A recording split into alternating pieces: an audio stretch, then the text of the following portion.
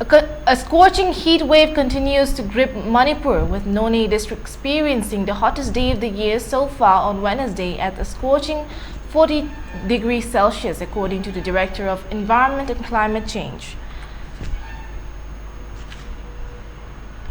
Thursday wasn't much cooler, with Noney recording the second highest temperature of 2024 at 39.19 degrees Celsius. The report highlighted Longmai Bazaar in Noney as being particularly affected due to fewer visitors offering shade and relief from the intense heat. The unrelenting heat isn't confined to Noney.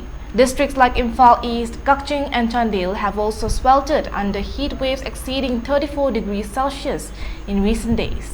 The report blames large-scale deforestation for a staggering 4 degrees Celsius rise in Manipur's average temperature over the past decade.